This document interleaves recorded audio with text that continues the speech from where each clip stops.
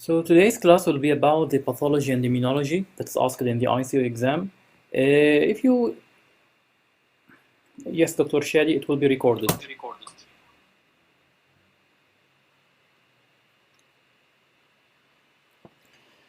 So today's class is about pathology and immunology from the perspective of the ICU exam, and this topic can sometimes be difficult, even for the second part, the pathology is difficult.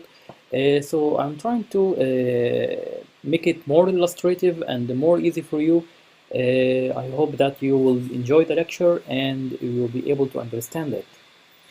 So today, this lecture will be made, or I have some strategy for making this lecture.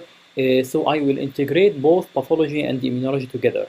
Meaning that in the pathology, we have two main topics, like general pathology and like ocular pathology. You may be surprised to know that even in the first part of ICO that some ocular pathology is asked. So this is something strange, but however, this is the fact that there are some topics that they like to ask about in the ocular pathology. So of course, it will not be possible to cover all ocular pathology in the first part. But we will cover the topics that were asked before in the previous exams. So the most bulk of the picture of the lecture will be the general pathology and the immunology. As I told you, we will integrate both together. So we will start first by the acute inflammation and what is the process of acute inflammation in the from the pathological perspective. Then we will jump to the immunology as we will know what are the sequence of events that the immune system will counteract this inflammation and will fight the offending organism. And after we will finish immunology, we will return back to the pathology. So we will continue with the chronic inflammation and other topics of general pathology. So let's start first with the general pathology, starting with the inflammation. So what is inflammation? Inflammation is a tissue response to an injurious material. This injurious material can be infection, can be trauma, can be a wide range of injurious materials or noxious stimulus. The inflammation can be subdivided into two types according to the type of cells and the onset and the duration of inflammation. So it can be considered an acute inflammation or a chronic inflammation. Sometimes the chronic is based on top of the acute, or the chronic is developed on top of the acute, or it can start a chronic inflammation from the start. So what are the basic differences between acute and the chronic inflammation? We have the acute inflammation has a rapid onset, so it can start within minutes or start within few hours, while the chronic inflammation takes days in order to develop. Also, the key players in the acute inflammation or the cells that play major role in acute inflammation will be the neutrophils and the monocytes, being the neutrophils are the main cell in acute inflammation. This has been asked before in the MCQ. On the other hand, in the chronic inflammation, the lymphocytes and the monocytes, which can transform into macrophages in tissues, these are the main cells in chronic inflammation, together with other cells like giant cells and epithelioid cells, as we will talk about in the chronic inflammation. So these are the main differences between the acute and the chronic inflammation. So let's know what are the causes of inflammation. Broadly speaking, or generally speaking, we can classify the cause of inflammation into infectious and non-infectious agents. So infection like viral or bacterial or fungal, these can cause infection or inflammation. So infection is a subtype of inflammation, not synonym to inflammation. Not every inflammation is an infection, but infection is one of the causes of inflammation. Other causes or the non-infectious causes can be either exogenous, for example, like trauma hitting the eye, causing this trauma can be penetrating, or chemical trauma, or blunt trauma, or can be something endogenous, like for example, orbital cellulitis. That this orbital cellulitis can be spread from an adjacent structure from the sinuses into the eye. Or even there is, for example, inflammation to what's called phacoantigenic uveitis, which is secondary to exposed lens matter in the eye. This also can result in inflammation. So spread from the adjacent structures can cause inflammation, as well as the exposure to allergens. So allergy that if a patient is exposed to pollens or any allergic material leading to watery eye and itching, then this can be also considered kind of inflammation. So these are we will go through more details about the cause of inflammation later on, but this is just a broad idea.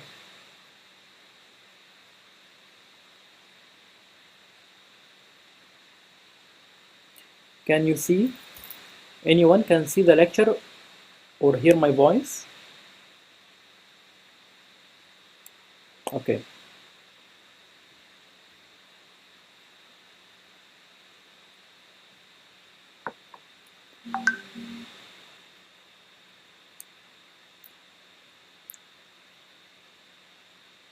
So let's start with the acute inflammation. So what is meant by acute inflammation? Acute inflammation is a tissue response to an injury. This injury will have some consequences. It will initiate vascular events and cellular events. These vascular and the cellular events have one purpose. It is to remove the cellular debris and the microorganisms and initiate the repair. Again, if there is infection or if there is inflammation, as we said that the infection doesn't equal inflammation. Yes, we started, Dr. Umayma, we started, and like about 10 minutes ago.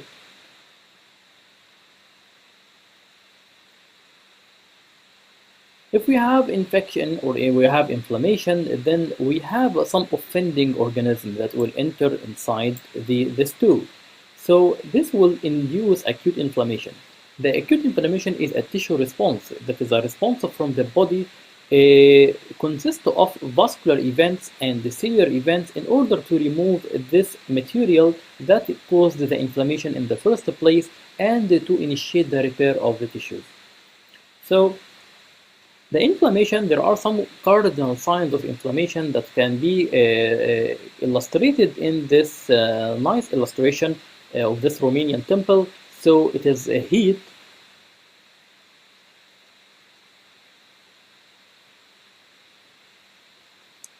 Can you see the screen?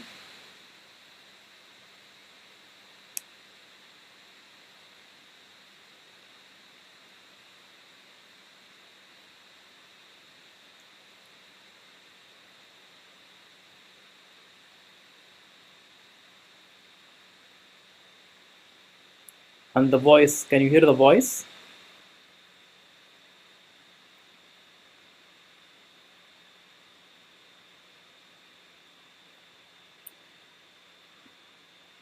Okay, so I think that there are some technical problems that maybe at your side or at the WYSIC side.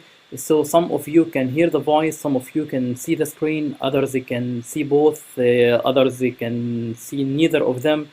So I guess that we will continue the lecture, and I will post you the video record later on so that you can catch what you missed.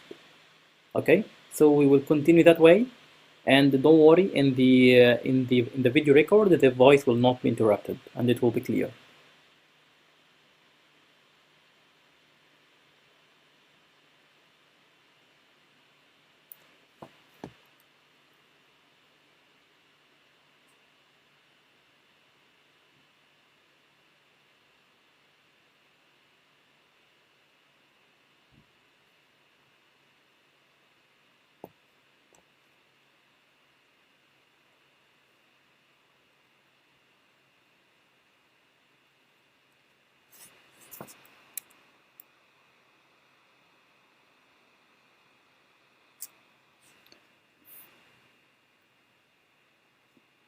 Okay, so as we said, the cardinal signs of inflammation can be summarized in this Romanian temple, so that the heat will be one of the signs of inflammation, redness, swelling also can be sign of inflammation, pain, and finally the loss of function.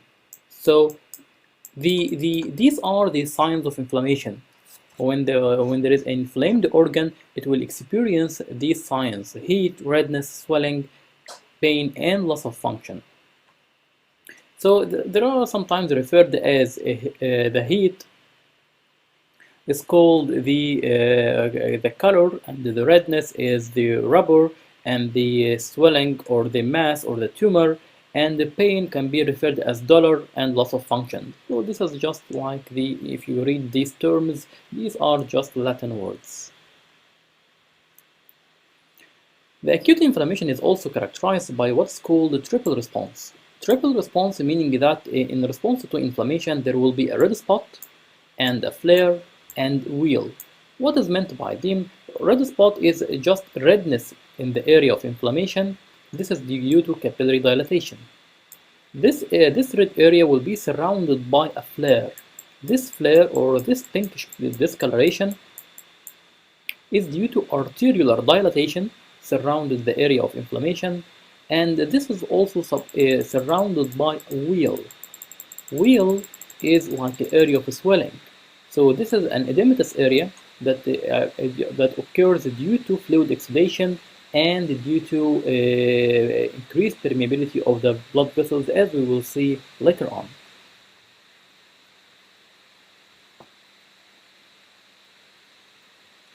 The acute inflammation can be divided into, or the phase of acute inflammation is the vascular changes and the cellular events, as we mentioned.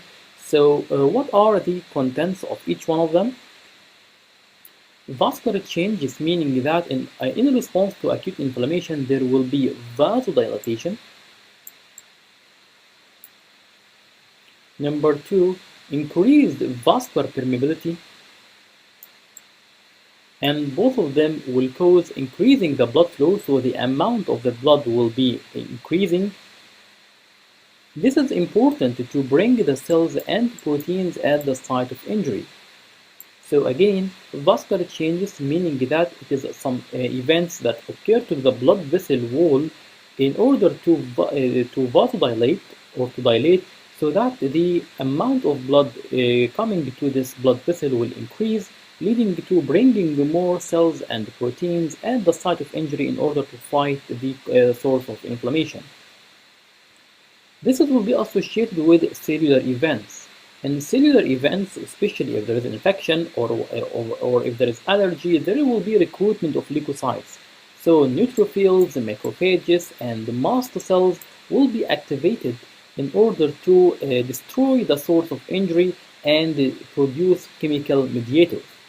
So again, the cellular events meaning that the body will bring the leukocytes. The leukocytes will be acting in order to destroy the inflammatory agent, and also will produce some chemical mediators that will interact in order to fight the infection if there is infection, and help in the repair of tissues.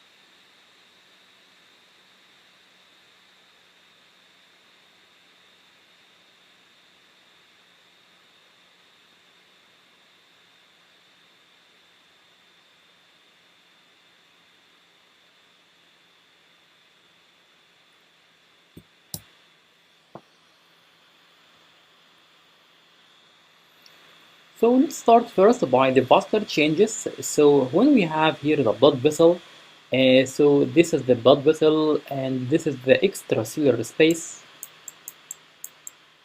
And this is the epithelium that will be in between the epithelium that will cover the organ, for example, like the epithelium of the skin. And here is the blood vessels of the skin. So what happens when a source of inflammation like a microorganism enter inside the body? This microorganism will induce a tissue injury to the skin and to the surrounding tissues, leading to release of some chemical mediators. These chemical mediators of the most important are the histamine, the serotonin, the prostaglandins, the leukotrienes, and the bradykinins. These chemical mediators will be responsible for some vascular changes. These vascular changes, together with the nitric oxide, which is released by the vascular endothelium, will be responsible for vasodilatation. So these chemical mediators will be responsible for vasodilatation.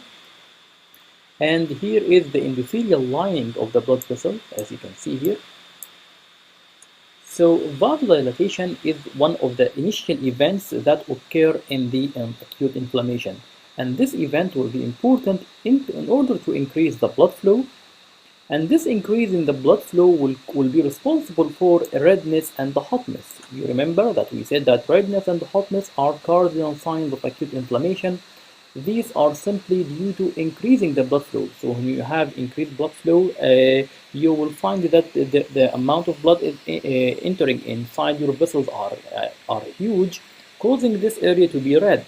And also this high flow will cause some hotness. So again, the vasodilatation will be responsible for redness and hotness. So what happens next? As you can see here, the endothelial cells are joined closely together. However, by the response of these chemical mediators will induce contraction of the endothelial cells. So look at these endothelial cells, what happens to them? They will contract. They will allow spaces in between them so that the blood or the amount or the flow of the blood will cause some exudation.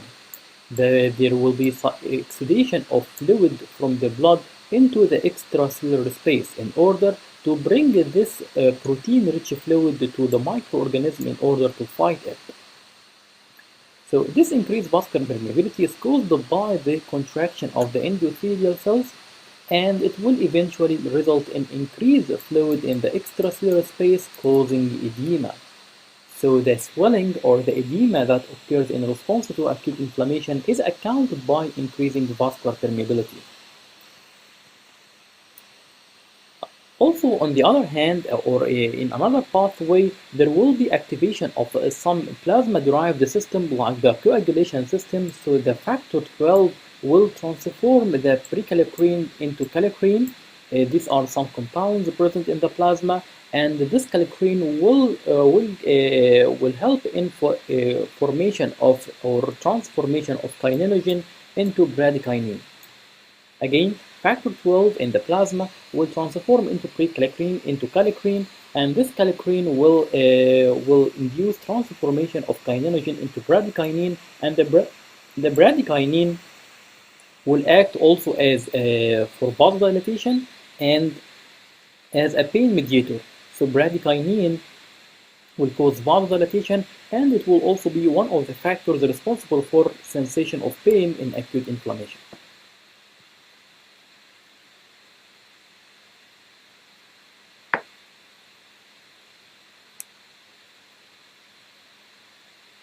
So to summarize what we have mentioned up till now, what are the different chemical mediators and what are their rules? So we have the histamine.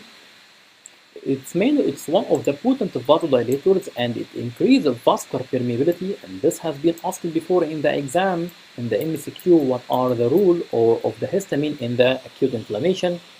The serotonin will cause the same effect of the histamine, but to a lesser extent. The prostaglandins will induce vasodilatation. Most of them will induce vasodilatation, and they are also pain mediators. So they will induce pain, they will stimulate pain receptors.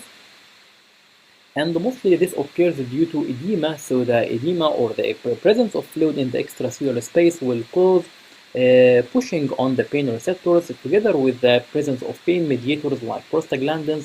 This will add to the sense of pain with the bradykinin. Leukotrienes are increasing the vascular permeability and also responsible for pain. So both prostaglandins and leukotrienes are called the metabolites of arachidonic acid, and they will be responsible for pain, as we will see later on. The nitric oxide will be responsible for vasodilatation, and the bradykinin will be responsible for vasodilatation, increasing vascular permeability and pain. So these are the most important chemical mediators. There are a lot of chemical mediators that mediate the acute inflammation, but these are the most important.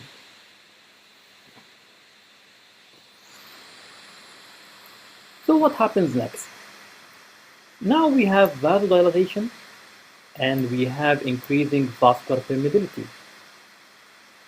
Both of them, so the blood vessel caliber increase and the blood vessel wall has becoming more permeable to a fluid. So the vasodilatation will, although the amount of blood is entering is large, but this will result in slowing of the blood flow. So vasodilatation is associated with the slowing of the blood flow. And then this slow blood flow will cause concentration of the blood cells due to increasing vascular permeability. So allowing the fluid to enter to the extracellular space will cause more concentration of the blood cells, causing more viscosity so that the blood flow will not be rapid. So imagine that you have a fluid that is very thin, so it will run rapidly, but if you have a viscous fluid, then this fluid will not run rapidly, so it will be slow. This slowing of the blood flow is meant, and it has some advantages. These advantages that it will allow the second phase of inflammation, as we will see later. Also, it will be associated with engorgement of the small blood vessels and stasis. So let's see what happens next. Then the cellular events will take place. The cellular events is meant by that we have some leukocytes or the white blood cells that we want them to leave the blood vessel in order to go to the site of inflammation. The main inflammatory cells in the acute inflammation are neutrophils and the monocytes. So these neutrophils and the monocytes present inside the blood vessel wall. We want them to immigrate. We want them to leave the blood vessel wall in order to go to the site of inflammation and fight it. So this process is what is meant by cellular events. And this process is a multi-step process. So it doesn't occur in one step, but on several steps. So when this is the blood vessel wall, and this is the endothelial cells, and there are some pores between the cells. This should be an animated picture. I don't know why it is not animated. This is strange.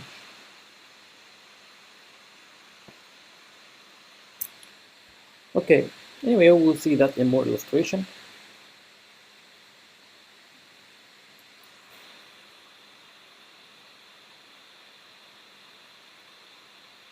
So what happens after the vascular events? Then the leukocytes want to travel to the site of injury. The leukocytes should leave the blood vessel in order to go to the extracellular spaces in order to fight the infection.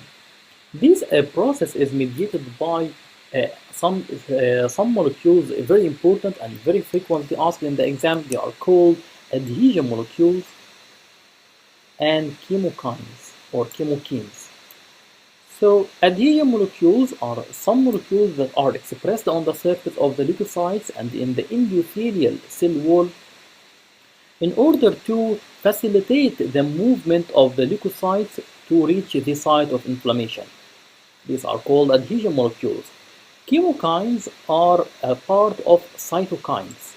So you may ask, okay, what is cytokines? Cytokines are some glycoproteins. These glycoproteins are produced by the leukocytes or the surrounding tissues that have important roles in the mediating the inflammation. So cytokines we will talk about, and after we finish the acute inflammation, we will know everything about them. But generally speaking, from now that the cytokines have different types of cells or different types of proteins and molecules, one of them is called the chemokines. Chemokines are a certain type of the cytokines that have the property of chemoattraction. Chemoattraction, or bringing the leukocyte toward the site of inflammation. And let's see this in more illustration. So now we have a blood vessel wall that is dilated, and we have a leaky blood vessel wall, so the endothelial cells are contracted, and now there is a slow blood flow of the bloodstream. So what happens when there is slow blood flow? This will result in stasis. So when there is a stasis, the leukocytes like the neutrophils and the monocytes will move to the periphery. This process is called margination. Margination is the movement of the leukocytes or the neutrophils and the monocytes to the periphery of the blood vessel wall. This is the first step of the cellular events. So what happens next? After margination, there will be the next stage is mediated by some chemical mediators called the interleukin-1 and tumor necrosis factor alpha. These are important again. Interleukin-1 and the tumor necrosis factor alpha are secreted at the area of inflammation and will mediate some important reactions. First of all, they are pyrogenic factors, so they will cause increasing the temperature. They will affect the heat regulatory center, causing increasing the temperature. So if there is someone has infection, you will find that he has high temperature. Why this high temperature occur? This is because of some pyrogenic factors that are released because of the chemical mediators. These are called interleukin-1 and the tumor necrosis factors. And these again, they are called the cytokines. So as we go through the acute inflammation process, we will encounter a lot of cytokines, and these cytokines will have different functions. They love to ask about them in the exam, about the functions of the cytokines. So what happens next? Is the interleukin-1 and tumor necrosis factor alpha are only pyrogenic factors? The answer is no. Because after margination of the blood vessels or the blood cells, like the neutrophil here for example, this tumor necrosis factor alpha and the interleukin-1 will cause upregulation of expression of certain molecules on the endothelial cells are called selectins. They will cause activation of the endothelium, leading to expression of some molecules or adhesion molecules on the endothelial cells are called selectins. They are called P-selectins and E-selectins. And on the leukocyte will be termed L-selectins. So P-selectin and E-selectins are in the endothelium. L-selectin will be on the leukocytes. So how do they look like? They look like this. So these endothelial cells will express these selectins in order to facilitate a process called the rolling.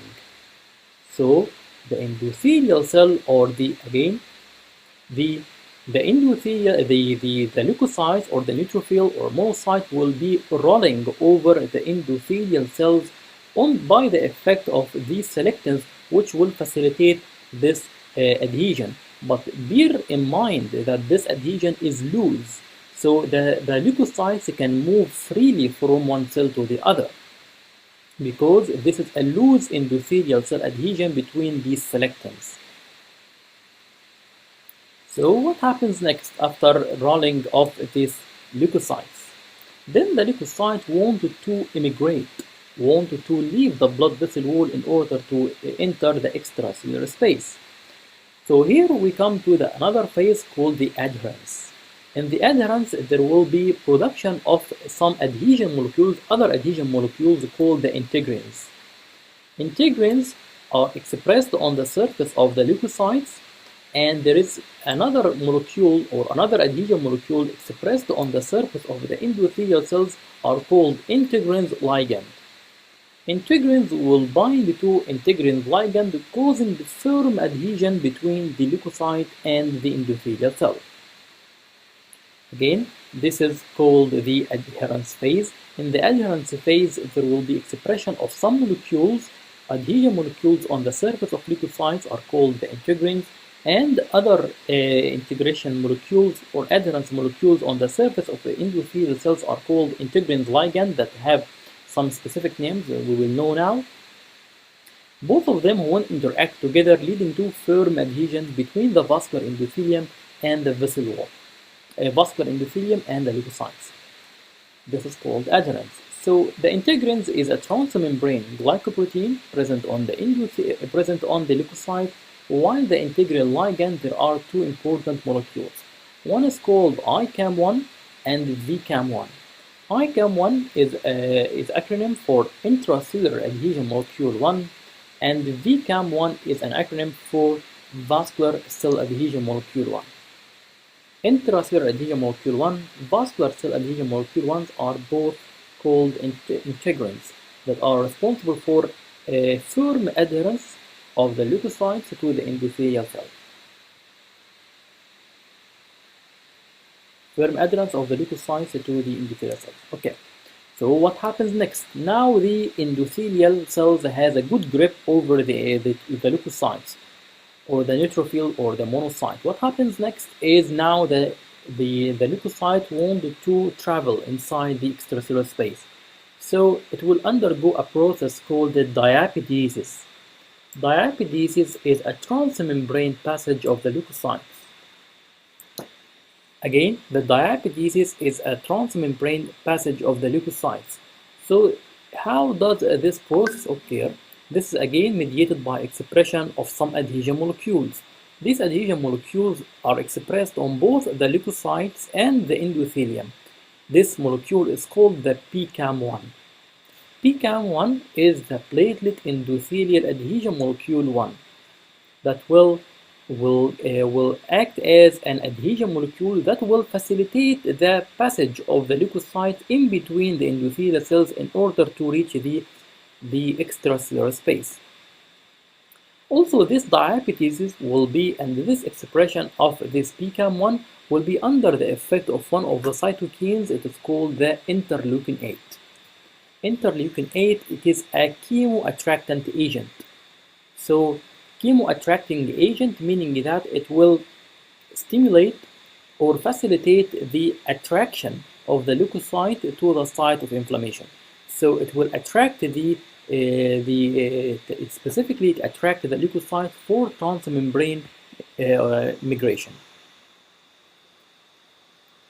So what happens next? Now the leukocytes are present in the extracellular space, and like the neutrophil and the monocyte. So when the monocyte leaves the blood vessel wall and now it is present in the extracellular space, it is called a macrophage. So what happens now to the neutrophil and the macrophages? Now the neutrophil and the macrophages see that there is an organism here, and they want to move toward this organism. The movement of leukocytes toward this injurious material, this is called chemotaxis. The chemotaxis is the movement of the leukocytes toward the injurious substance in order to attack it. And this is also under effect of what's called the chemotactic agent or chemoattractant agents. This is very, very, very important. What are the materials that, when released in the acute inflammation, will cause attraction of the leukocytes to the microorganism? These are called the chemoattractant agents or chemotactic agents. The bacteria itself, or can be either exogenous or endogenous. The bacteria itself or the foreign material can be itself a stimulus for movement of leukocytes toward this injurious material. Or there are some endogenous material. One we have just mentioned is the interleukin 8. Cytokine called the interleukin 8 is responsible for movement of the leukocytes toward the injurious material. Also, there are products of a system called the complement system. A complement system we will discuss about just a few minutes from now. Will produce a specific complement proteins called the C3A and the C5A. C3A and C5A are also considered chemoattracting agents. Another metabolite of the arachidonic acid, it is called the leukotrienes. Leukotriene B4 is one of the chemo-attracting agent or chemotactic agents. So both interleukin 8, C3A, C5A of complement, leukotriene B4 will cause attraction of leukocytes toward the injurious material. So what happens next? Now we have an acute inflammatory infiltrate. This acute inflammatory infiltrate is made initially in the first few hours by the neutrophils. That's why the neutrophil will respond very rapidly to the acute inflammation, and this will have the highest response to the chemokines or chemokines and adhere firmly to the adhesion molecules. But the problem with the neutrophils is that they are short-lived, so they have a short lifespan. You usually undergo apoptosis in 24 hours to 48 hours, as we will see later on. So this apoptosis in order to eliminate the microorganism. Between 24 hours and 48 hours, then the monocytes will take the upper hand. So the monocytes will survive longer, they will proliferate, they will transform into tissue macrophages inside the extracellular spaces. So both neutrophils and the monocytes will mediate the acute inflammation, but everyone in its turn. There are some exceptions for this rule. For example, in the Pseudomonas infection, it was found for unknown reasons that the neutrophils continue to be recruited for several days. So there are continuous transmigration of neutrophils to the area of Pseudomonas infection. This occurred for a few days. Viral infection, well, it is not the neutrophils and the monocytes, but it is the lymphocytes. Lymphocytes are the cells or the leukocytes that will take the upper hand in viral infection. In the allergy, the eosinophils will take the upper hand in the allergy, not the monocytes or neutrophils. This was asked before, and this was asked before in the exams, so you should know what are the predominant cells in each type of inflammation. Again, in the bacteria, a bacterial infection, for example, the neutrophils and the monocytes, while in viral infection, is lymphocytes, and in case of allergy, it will be the eosinophils.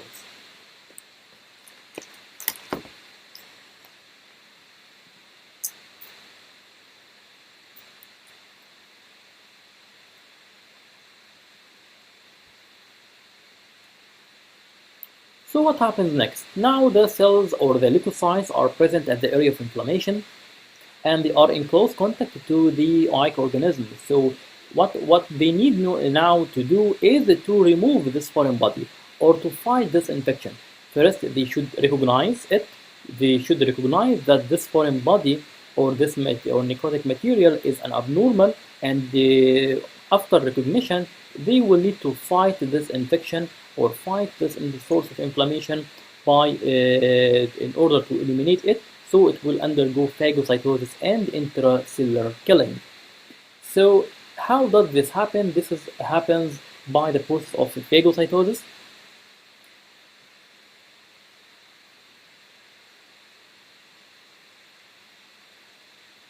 And before phagocytosis, we will discuss something about the complement system.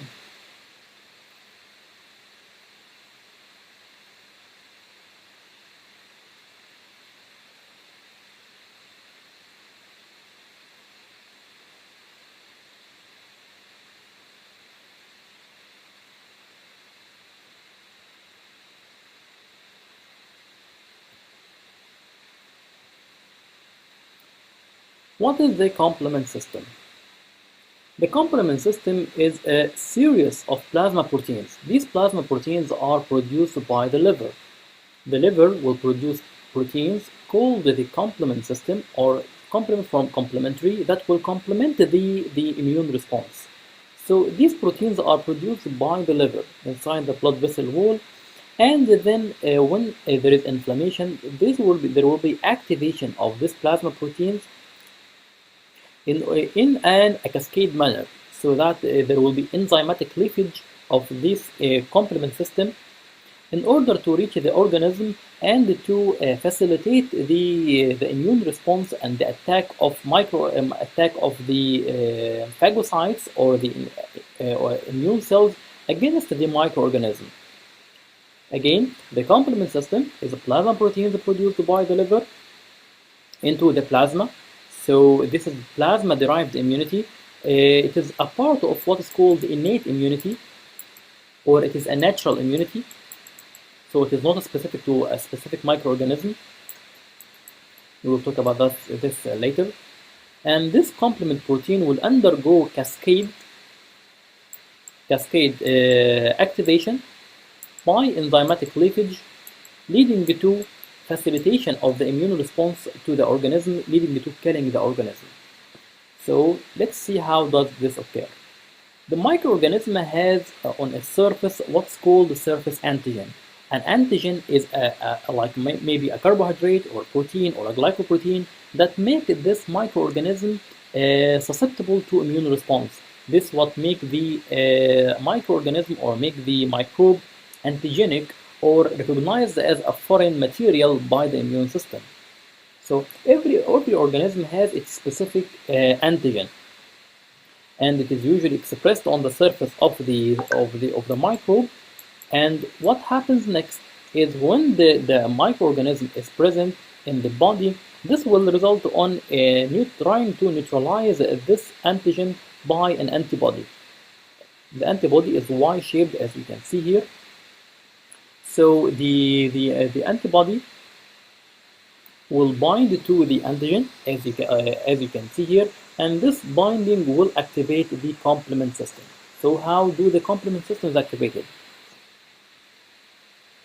First of all, as we said, the antibody or there will be binding of the Fc portion. This is part of the antibody called the Fc portion. Here, the complement will bind to the Fc portion to the antibody. So the antibody has two parts. We will talk about this in more details, but just to know from now that the antibody has two parts. One part is called the Fab region, which is this short limb. This Fab region will bind to the antigen. And there is a Fc portion or Fc domain which will bind to the complement. So the complement 1 or C1 will bind to the antibody, and this will result in the C1 will cleave the C2 into C2A and C2B, and will cleave the C4 into C4A and C4B, or the complement will be activated in a cascade manner. So every complement will be divided into other complement proteins into C4 or C4 to C4A and C4B, C2 to C2A and the C2B. The C2B and the C4B will combine to form an enzyme called the C3 convertase. The C3 convertase will transform the 3A to C3A and C3B. So we have C3A and C3B. These are the results of the division of the complement 3. Then there will be again the C5 that will be divided by the C5 convertase into C5A and C5B, and then there will be C6 and C7 and C8 and C9. So these we have 9 complement proteins from C1 to C9, and we have the 3 will be cleaved into 3A and 3B, 5 will be cleaved into 5A and 5B. So what will be the function of these complements? We have 3 main functions. Let's see what is the first one. The C3 and the C5 convertase will produce the C3A and the C5A. And as we just mentioned, on activation of C3A and C5A, both of them will act as chemotactic agents. You remember in this part when we said what is the very important thing to say about the chemotactic agents? We have exogenous, like the bacteria, or endogenous. The endogenous, we said the interleukin 8, and we said the leukotriene B4, and the complement we have the C3A and C5A. So C3A and C5A will be responsible for attracting the the leukocytes toward the offending organism. So this will be the first function. The second function is that the complement from C5b to C6, C7, C8, C9 will change their shape to this cylindrical form. So they will make like a tube. This tube, like this, make what's called a membrane attack complex. Membrane attack complex will pass to inside the bacteria or inside the microorganism, creating pores inside the microorganism cell wall, allowing the extracellular fluid to enter inside the microorganism, causing its lysis. So it will destroy the microorganism by allowing contact between the inside of the microorganism and the extracellular fluid. This is called membrane attack complex. So as you can see here, C5b, C6, C7, C8, C9 will make like a complex. This complex will attack the membrane of the bacteria, allowing the contact between the extracellular space here and the inside of the bacteria, leading to passage of fluid inside, causing lysis of the bacteria. This is called the membrane attack complex. The third function is specific to C3b. C3b is called an opsonin.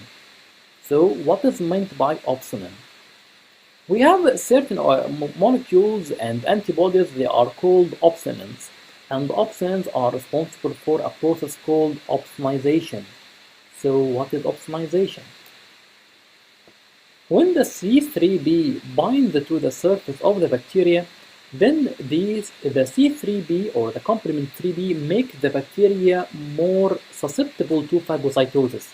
So when there is macrophage and the macrophage has some receptors for C3b, when the macrophage finds this bacteria coated with the C3b, this will enhance the phagocytosis so that the bacteria or the microorganism will be engulfed by the phagocytes.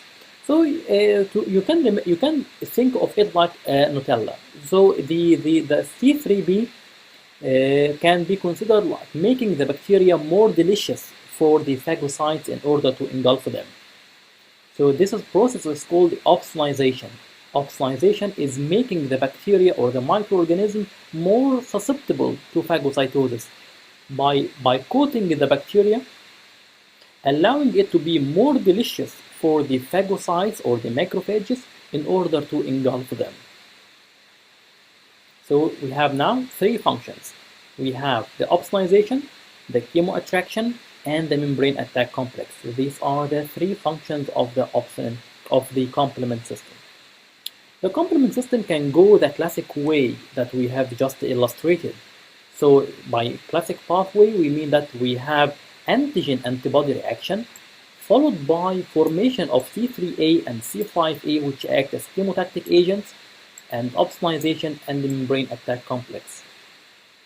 There is another pathway in which there is the C3 will hydrolyze into C3a and C3b without antibody formation or without antibody reaction. So here the antigen that will stimulate the C3 hydrolysis will be a polysaccharide or the cell wall component react with the C3b, leading to opsonization immediately. So here is the classical pathway.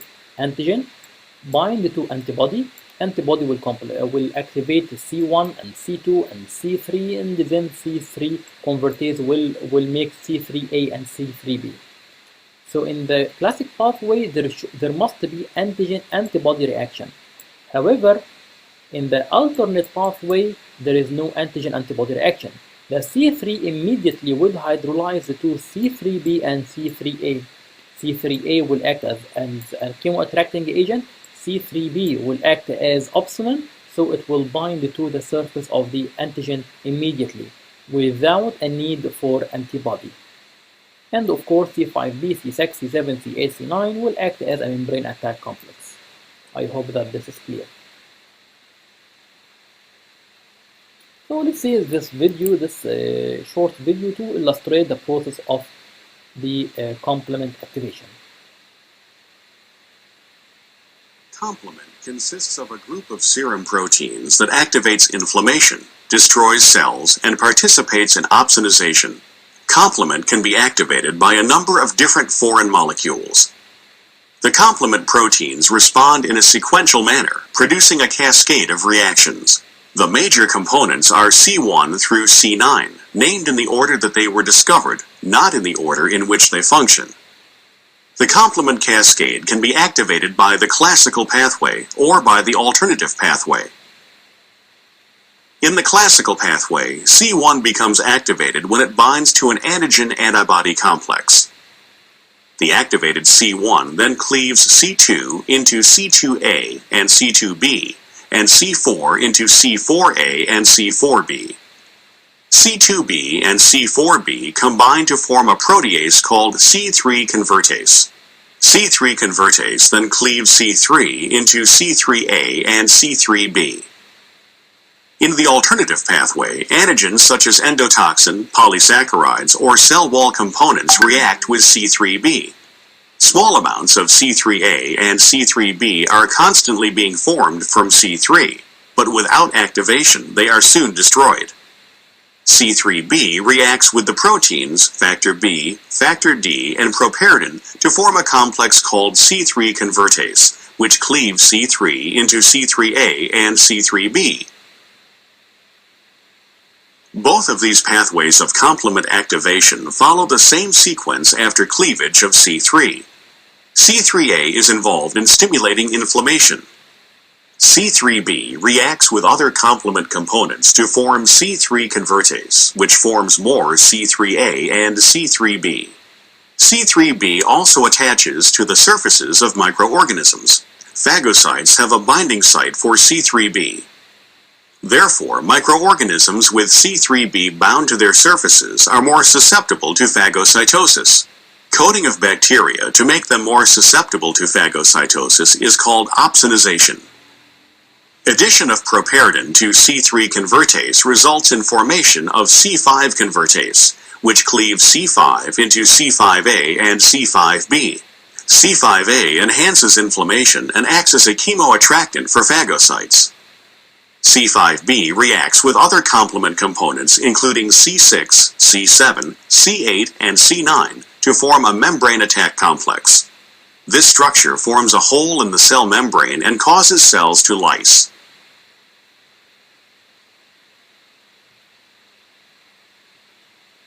Okay, I hope that this animation will illustrate more of the complement activation system, and the opsonization is one of the very frequent questions to be asked in this topic.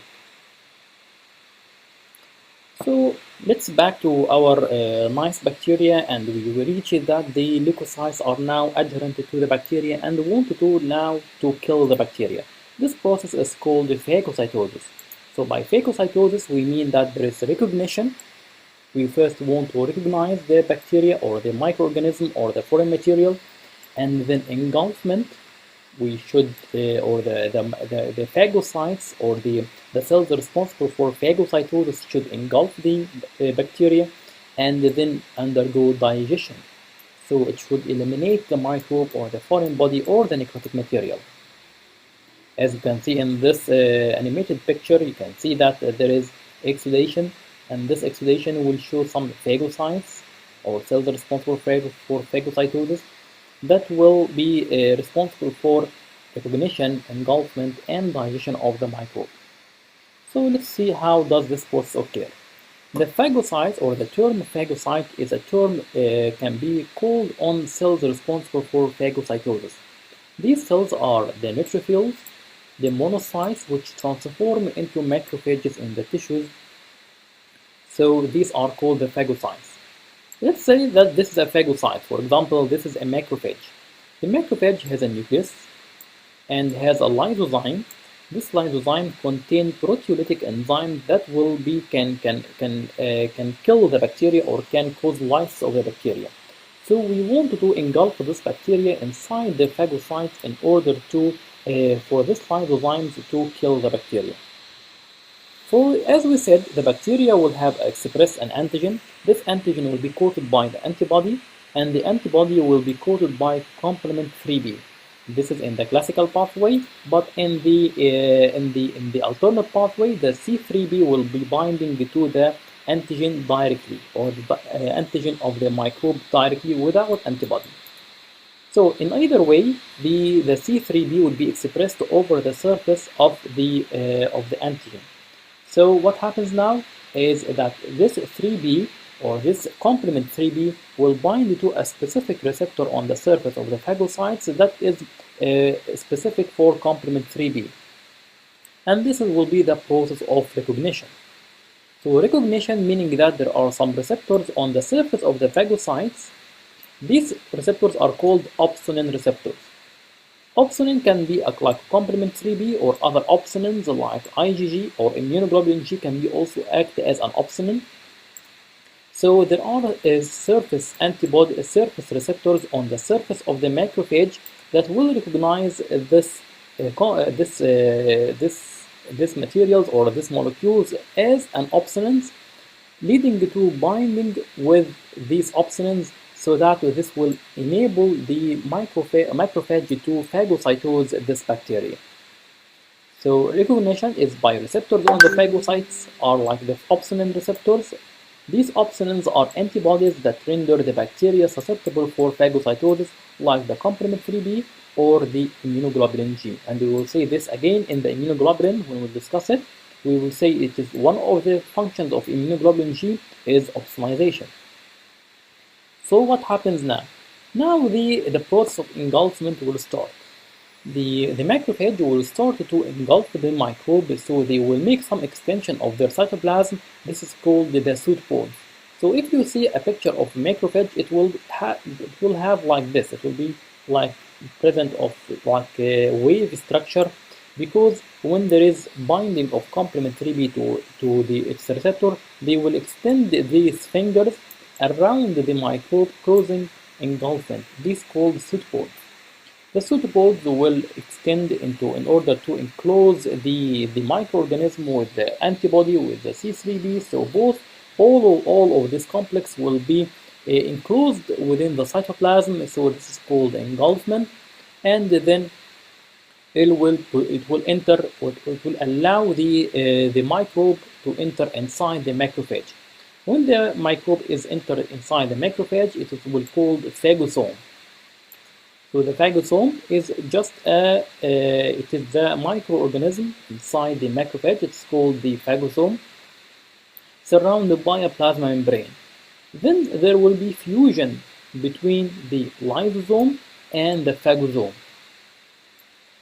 This fusion will allow killing. This fusion will make a single structure called the phagolysosome.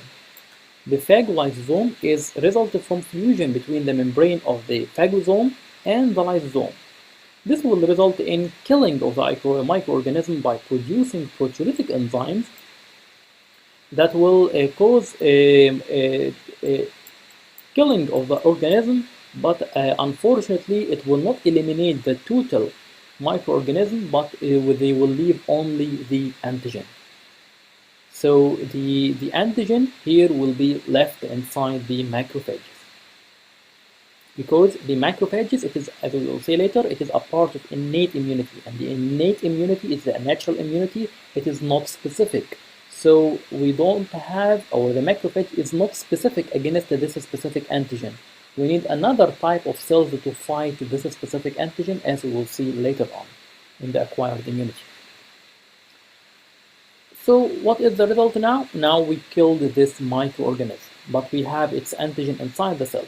This killing can be either by the process of lysosomal degradation, like lysosomal enzymes will kill the bacteria, and this usually occurs in the macrophages, or in the neutrophils they can occur by another process called respiratory burst.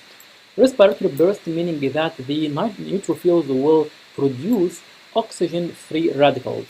The oxygen-free radicals, like hydrogen peroxide, will cause damage to the bacteria, killing the bacteria. However, as it damages the bacteria, it will also damage the neutrophil itself, causing its apoptosis and its destruction. So the killing can be either by lysosomal enzymes, or by oxygen-free radicals, or respiratory burst. If it is by lysosomal enzyme, this will result in the presence of free antigen. This free antigen will be inside the macrophages. So what happens next? Then the macrophage will transform into what is called antigen-presenting cell.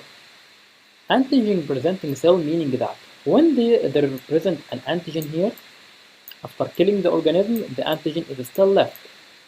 This antigen will stimulate the DNA of the macrophage. The DNA of the macrophage has a gene on its chromosome number 6. This gene will code for some proteins called major histocompatibility complex. Again, the chromosome number 6 in the nucleus of the macrophage has a gene. This gene will code for a protein. This protein is called major histocompatibility complex. Major histocompatibility complex, when it is expressed, it will, this is the major histocompatibility complex protein, it then will bind to the antigen, like this. So what happens next? Then this major histocompatibility complex will express this antigen on the surface of the macrophage. And in this case, it is called antigen-presenting cell. So antigen-presenting cell, it is a cell that has an antigen on their cell membrane. This is produced by the major histocompatibility complex. We have two types of major histocompatibility complex, type 1 and type 2. There are different variations for type 1 and type 2. So for type 1, there are major histocompatibility complex A and B and C. For type 2, it is DP, DQ, and DR. The major histocompatibility complex which is presenting the antigen in this condition, it is type 2. So MHC type 2 is the one that's presenting the antigen on the surface of the macrophage. However, major histocompatibility complex type 1, this is present in every nucleated cell in the body. And it will have a role later on, but not now. So let's just recap what we said, that the antigen presenting cell is just a macrophage that will present the antigen of the microbe over its surface. This is by the action of major histocompatibility complex type 2 that is coded by a gene on chromosome number 6 that will bind to the antigen and express it on the cell membrane. After this macrophage will pass into the lymph node in order to deal with this intracellular antigen. So we have now intracellular antigen. It is caught by this macrophage, and then the lymph node will deal with this macrophage through the adaptive immunity or the acquired immunity, as we will see later on. What about the neutrophils? The neutrophil will do what's called exocytosis, so they will destroy the organism by the respiratory burst by giving it or by allowing it to be exposed to oxygen-free radicals like the hydrogen peroxide. This will lead to lysis of the organism and lysis of the neutrophil itself, so it will be destroyed, leading to elimination of the organism and even elimination of the neutrophil, so that the free antigen will be pushed outside the cell by the process of exocytosis, so that now the antigen is present in the extracellular fluid. And again, this antigen present in the extracellular fluid will pass to the lymph nodes. So now we have free antigen after respiratory burst, and we have antigen presenting cells showing the antigen, or the phagocytes showing the antigen on their surface. Both of them will go to the lymph node in order to be dealt with through the acquired immunity system. So is everything clear up till now? For those who can watch the lecture, is everything clear up till now, or you have a question?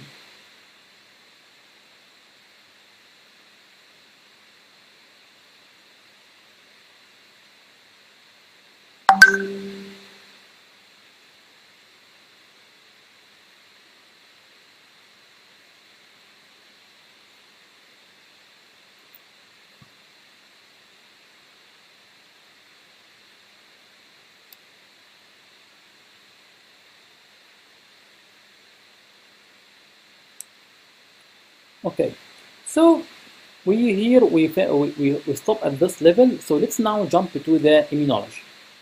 So let's start first to know what are the different types of immune system that we have. So we all know that the immune system is the system that is responsible for fighting infection or fighting the microorganism. We have two systems that integrate together in order to fight the infection. The first one is called the innate immunity, and the second one is called the adaptive immunity. Innate immunity, it is the natural immunity that is not specific to a specific microorganism. This innate immunity, it is non-specific, but it is fast. So it is the first line of defense against the attack and is not dependent on previous exposure. As it is not dependent on previous exposure, it doesn't involve memory.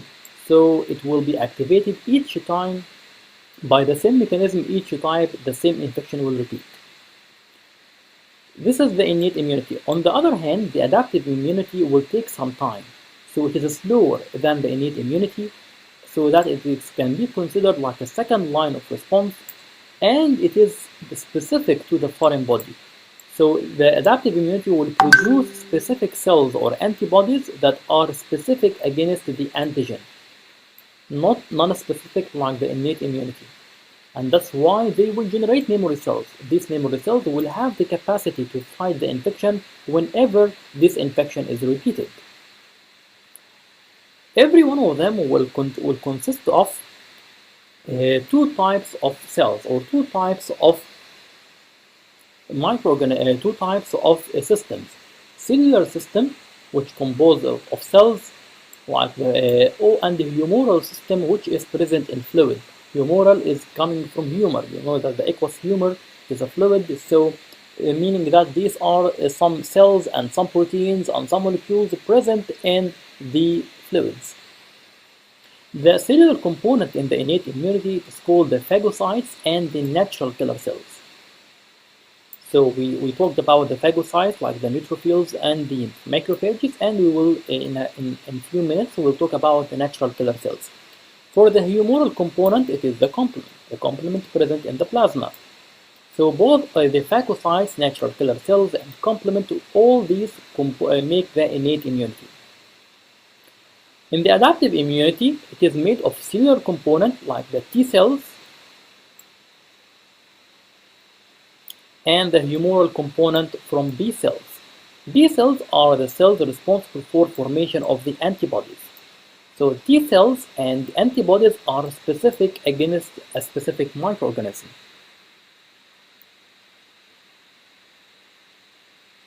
Okay, let's now move to the, here is the innate immunity.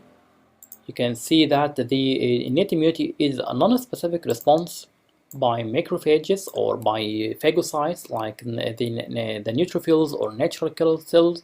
This happens rapidly, so this is the first line of defense against a microorganism, and this will be non-specific, so it will not produce memory cells. However, the adaptive response or the acquired immunity, in which it will start later on, so it is the second line of defense produced by the T cells or T lymphocytes and the B cells, which will produce the antibodies or the immunoglobulins. This will be occur days and it will leave memory cells. The innate immunity is not just about cells and molecules, it even can be through physical barriers. Your skin, your eyelids, your mucosal surface and secretions and tears, these are called physical barriers that can be considered like a first line of defense against pathogens. Also, molecules can be present as natural immunity system, can be either normally present like the complement system, like the complement factors, like lysozymes, immunoglobulin A found in tears, defense present in the aqueous, immunoglobulins in the blood, or can be either produced by cells. For example, the interleukins. Interleukins is a part of cytokines and the tumor necrosis factor alpha. This can be produced as a response to tissue injury, as we just mentioned about interleukin 1 and the tumor necrosis factor alpha that will act as a thermogenic factors. These are produced as a part of innate immunity that is not specific to a specific organism, and they will take action immediately. Cells like polymorphic nuclear leukocytes, macrophages, eosinophilic granules, and the natural killer cells. So we have just mentioned about these cells. Let's talk about just the natural killer cells. The natural killer cells, it is a cytotoxic cells. So whenever the natural killer cell bind to a cell, these cells will be killed. They are considered large agranular lymphocytes. Their primary action of these cells is to kill the infected or malignant cells. These cells have a specific role, especially for viral infected cells or malignant cells. So how does these natural killer cells will kill these affected cells? When there is cell as affected, they will express a high level of natural killer receptor ligands. So a ligands like a molecule or adhesion molecule that will make the natural killer cell bind to this infected cell. Also, when the cell becomes malignant or it is infected, they will show decreased expression of MHC1. You remember the major histocompatibility complex type 1? We just mentioned that it is present in all nucleated cells. This major histocompatibility complex type 1 will be decreased in case or down-regulated in case of an infected or a tumor cells. And this decrease in the major histocompatibility complex type 1 will be a trigger for natural killer cell to destroy the cell. For example, here is a cell. This cell can be either virally infected or tumor cell. So this cell is now, if we say that like it is a virally infected, and this now the DNA or the genome of this cell will be used for production of the viral genome, and this viral genome will produce an antigen. This antigen will be expressed over the surface of the MHC1.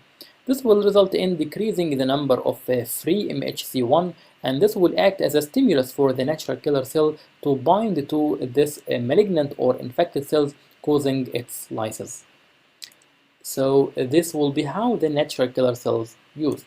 So natural killer cell is a cytotoxic cell, and another type of cytotoxic cells present also in the adaptive immunity. It's called the cytotoxic T cells, and we will come to this cell later. But it is more or less acted by the same mechanism. Different types of cells present in the innate immune system, like the macrophages, the dendritic cells, the neutrophils, the eosinophils, and basophils, and the mast cells.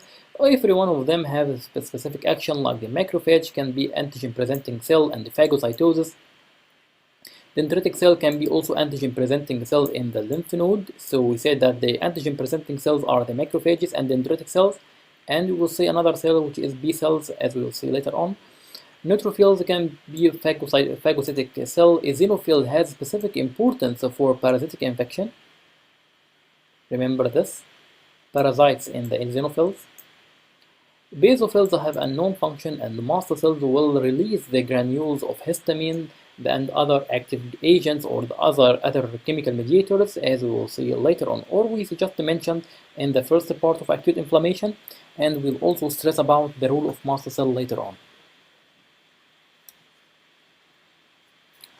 The second type of immunity is called the adaptive immunity. So as you can see that the whole part of innate immunity of the phagocytosis and the killing of the organism, we have just illustrated in the first part of the lecture.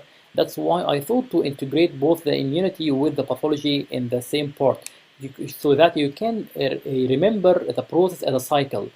So we talk about the first part, which is the innate immunity, starting first from the entering the pathogen, the vasodilatation, the increased permeability, then the cellular event with the leukocytes migration and the chemotaxis, and then the phagocytosis and the complement activation. So all this process, it is called the innate immunity. Now we have to work against this specific antigen which is present in the either free or present on the antigen presenting cell, and this here we come to the rule of adaptive immunity. So the adaptive immunity will produce, it is an immune system that has the ability to recognize an antigen when it has previously encountered and respond more rapidly to eradicate the same antigen on subsequent exposure. So the virtue of the adaptive immunity that it can recognize the antigen and produce some memory cells for it, So whenever there is a subsequent infection or subsequent exposure, this will lead to a rapid response to this offending organism. So let's start where we ended. We ended by, or let's first see to integrate the whole idea in your mind. We have the microorganism coated with some antigen, so now the immune system will launch the attack, will want to attack this microorganism. Now, after the innate immunity, we have the extracellular antigen present in the extracellular fluid after bursting of the neutrophils, and we have an intracellular antigen present in the antigen-presenting cells and the phagocytes. So, in order to remove the extracellular antigen by the adaptive immunity will form antibodies. These antibodies are called humoral immunity, or they are part of humoral immunity. And in order to remove the intracellular antigen, the adaptive immunity will produce some immune cells. These immune cells are called the cellular immunity. So what are the main immune cells of the cellular immunity, and from where the antibodies are produced in humoral antibody? Here we come to the role of T cells and B cells. The T cells are the main role player in the cellular immunity that will counteract with the intracellular antigen in the phagocytes, or in the antigen presenting cells, while the B cells are the main cells that will produce the antibodies, or they will play the key factor or the key role in the humoral immunity in order to fight the extracellular antigen. So the extracellular antigen will be bound by the antibodies. These antibodies will cause neutralization or precipitation or agglutination, as we will see later on. So let's start by the free antigen. Here we said that the free antigen and the antigen presenting cell will go to the lymph node, so that the lymph node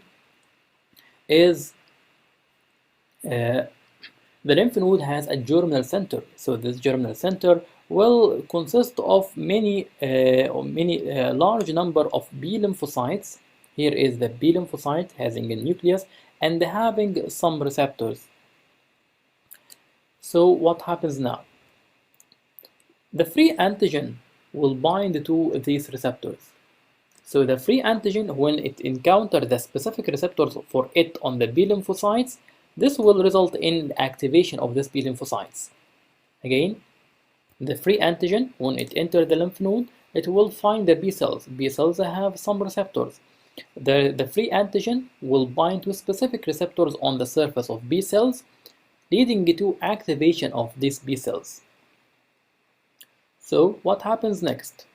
Then what happens is called receptor-mediated endocytosis, so that the receptor and the antigen will be engulfed inside the B cells. This is like the same process of macrophages, of phagocytosis by macrophages. The B cells will make pseudopods, and the pseudopods will engulf the antigen by its receptor, and causing it will be engulfed inside the macrophage, inside the B cells, by making what is called endosome. This is called endosome. So what happens next? Presence of an antigen or free antigen inside the cytoplasm of the B cells will stimulate or trigger the DNA of the B cell in order to form. Yes, I think that you know it. Yes, it will produce chromosome number 6, will produce major histocompatibility complex type 2 that will express this antigen on the surface of the B cell. So now the B cell is an antigen presenting cell. So we just mentioned that the macrophage can be an antigen presenting cell, and now the B lymphocyte can also act as an antigen presenting cell. Another cell that can also act as an antigen presenting cell, it is called the dendritic cells from the innate immunity. So now here the B cells act as an antigen presenting cells. What happens next? Well, the B cell wants to proliferate, but it can't do so now. So it can wait. Wait for what? Let's see. On the other hand, the T cells, this is the T lymphocyte, will interact with the phagocyte, which acts as an antigen presenting cell. So remember that we have phagocytes that has an active antigen presenting cell. So they have major histocompatibility complex type 1, which is not the main issue here, but it will interact with the major histocompatibility complex type 2. So the immature T cell or the inactive T cell will interact with the major histocompatibility complex type 2. This major histocompatibility complex type 2 will show will present the antigen over its surface. So what happens? The T cells has two kinds of receptors. The first one is called TCR or T cell receptor, like this. And the other receptor, it is called the cluster differentiation protein or CD4. Cluster differentiation protein or CD4.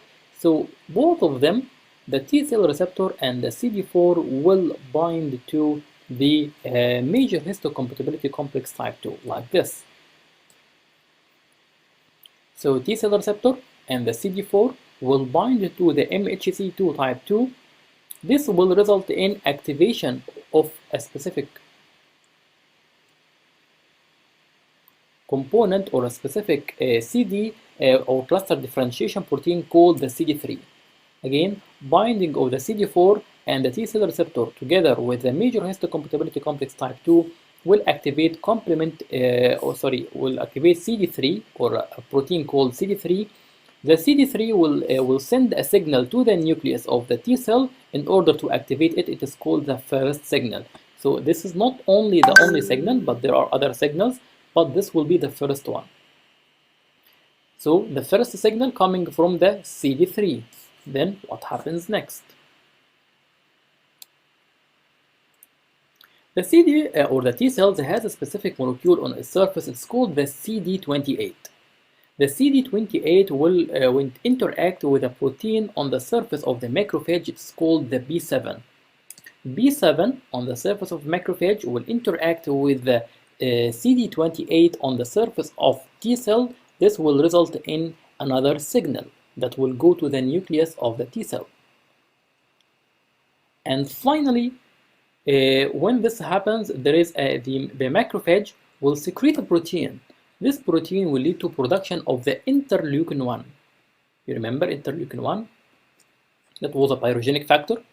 The interleukin 1 produced by the macrophage will interact with the specific receptor on the T cell. When this interleukin 1 will bind to this receptor on the T cell, this will result in the third signal. When the third signal reaches the nucleus, well, here the T cell become active. Now the T cell is active and not naive. So what this T cell, the active T cells will do? The active T cell will produce interleukin 2. This interleukin 2 will produce by the T cell and will also bind to the T cell. So it is produced by the T cell and will bind to the T cell on its specific receptor. And also it will causing activation of the macrophage, so it will be the macrophage will be activated macrophage. So what is the role of this interleukin 2? The interleukin 2 will cause T cell proliferation, and the T cell now will proliferate, and it is termed one of the types of T cells. It is called the T helper cell. So T helper cells are produced under the effect of interleukin 2, and this T helper cells are active cells. So what do they do? What do these T helper cells do? These T helper cells will produce interleukin 4 and interleukin 5, interleukin 4 and interleukin 5, interleukin 4 and interleukin 5. So what this interleukin 4 and interleukin 5, these are called cytokines, these interleukins. So interleukins, if you try to figure out the name interleukins, so enter between leukins from the leukocytes. So these are molecules produced in between the leukocytes. So they interact or causing the leukocytes to interact with each other. Anyway, the interleukin 4 and interleukin 5 produced by the T helper cells will cause activate the B cells or stimulate the B cell to proliferate.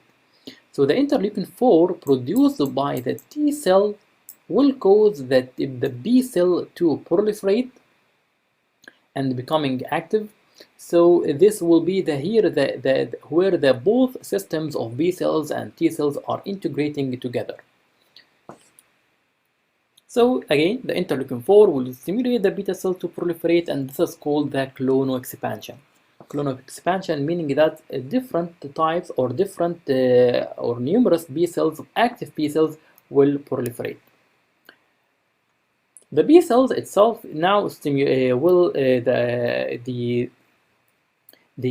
B cells now, or the interleukin 5, will work or stimulate these B cells in order for their differentiation.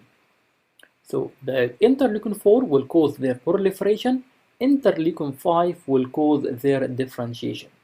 So differentiation to what? Well, into two forms of cells. The first one is called the memory cells.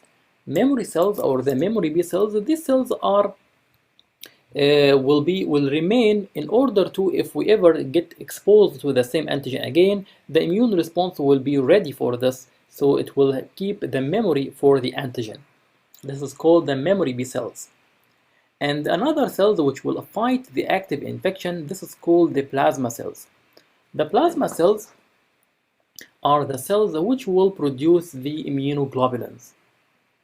So these are called the effector B cells. Effector B cells, which will be responsible for formation of the immunoglobulins, these are called the plasma cells.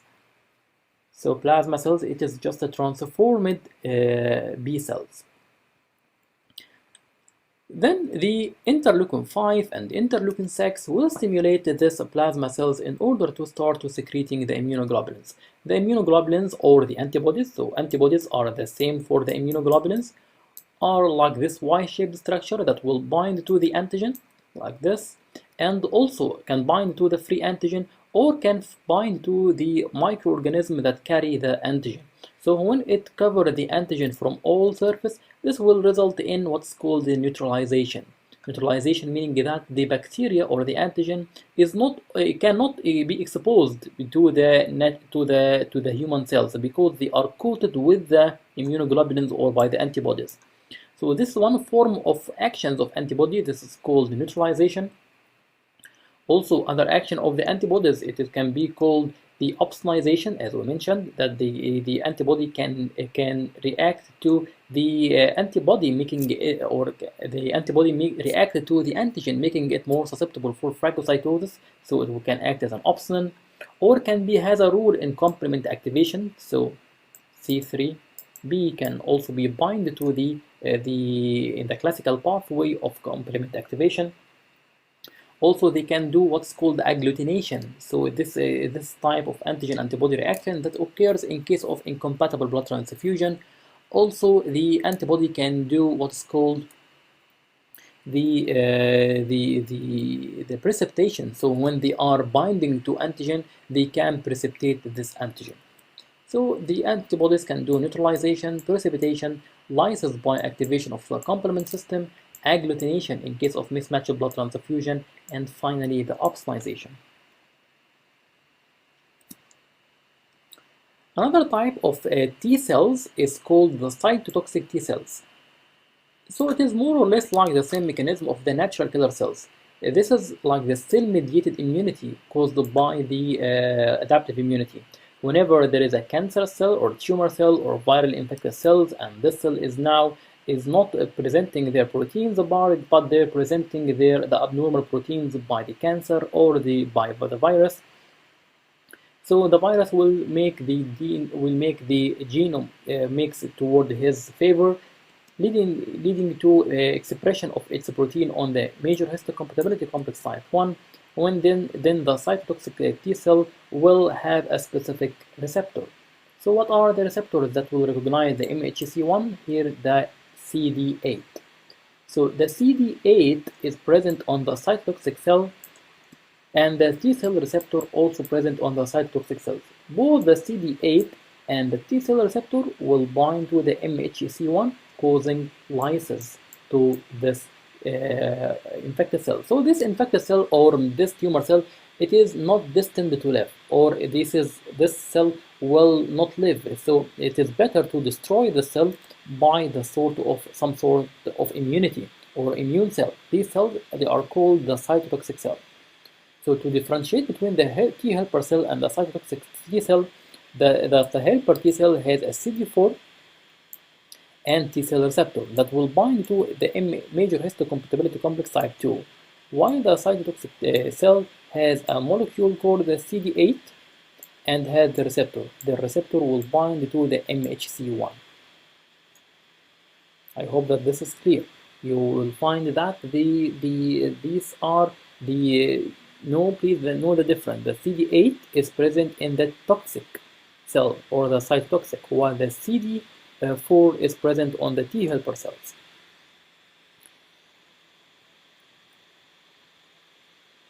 So if you just remember that the CD4 is that the antigen or the problem with the HIV virus that will produce, it will be antigen against, or it will infect this CD4 molecules over the surface of the T helper cell. That's why it will cause deficiency in immunity, because the T helper cell is no longer be able to identify the microorganisms like virus or bacteria. This is because the HIV will cause damage to these CD4 cells, causing their destruction and their decline over the years. So to summarize and to integrate all the systems together, we have the humoral immunity and the cell-mediated immunity. We have here in the humoral immunity, this deals with the free antigen. The free antigen will be presented over the surface of the B cells, and then it will be engulfed by the B cells, and while the cell-mediated immunity will deal with the antigen-presenting cells. So this will stimulate the T cells, or will bind with the T cells, producing cytokines, leading to T cell activation. The T cell activation will again produce cytokines, making it transform to T helper cells. T helper cells, with the effect of cytokines, will activate the B cells and induce its proliferation. So it will transform into either memory B cells or the plasma cells. And the plasma cell will produce the immunoglobulins or the antibodies that will interact with this free antigen. On the other hand, the humoral mediated immunity will deal with the extracellular pathogen. On the other hand, in the T cell mediated immunity, the T cell can differentiate into the T helper cell, or can also activate the macrophages, or it can induce or transform into the cytotoxic T cell. The cytotoxic T cell will bind to the virally infected or tumor cells, leading to their lysis. So they will activate, or they will destroy, the intracellular pathogen. The intracellular pathogen is destroyed by the cell-mediated immunity caused by the T cells. So this is a summary of the adaptive immunity. Finally, let's just have a few hints about the structure and the types of antibody. So the antibody here, it is like a Y-shaped structure, as you can see here, made of 3 segments. Each one of them is equal in size to the other. There is 2 chains, or made of 2 chains. This one is called the heavy chain, and this one is called the heavy chain. So there are 2 heavy chains, and there are 2 light chains. So the blue one is called the light chain, and the red one is called the heavy chains.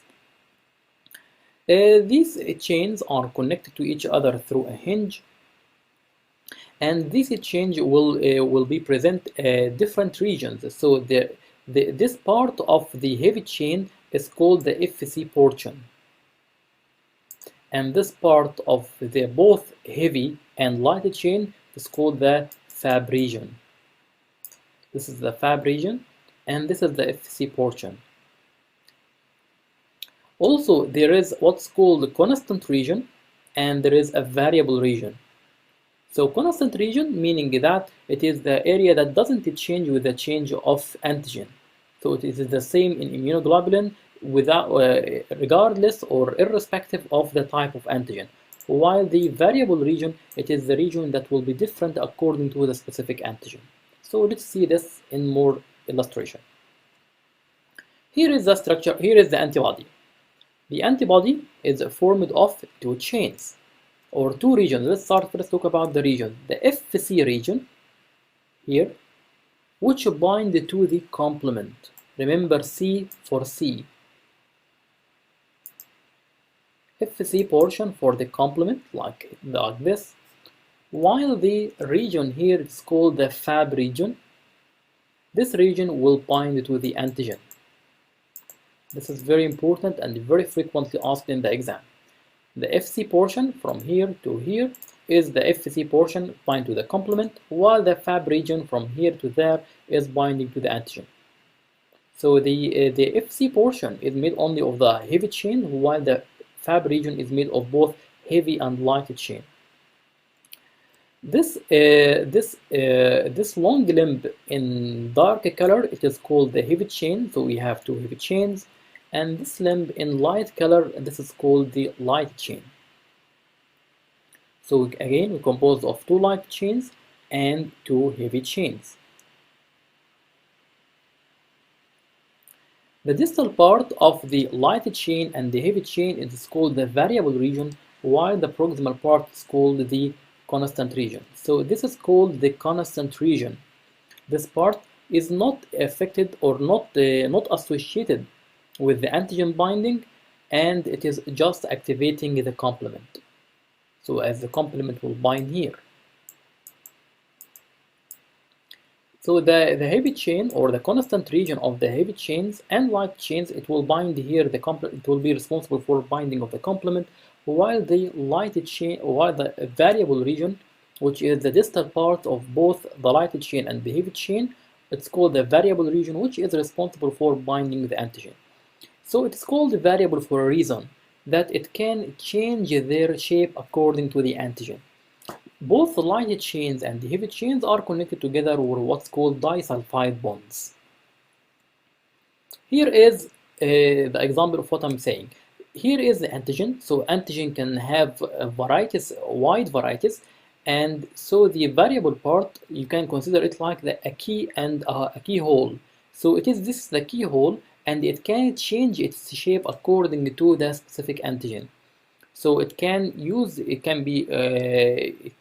the antigen by changing its shape to be fit for the antigen. This is the variable region.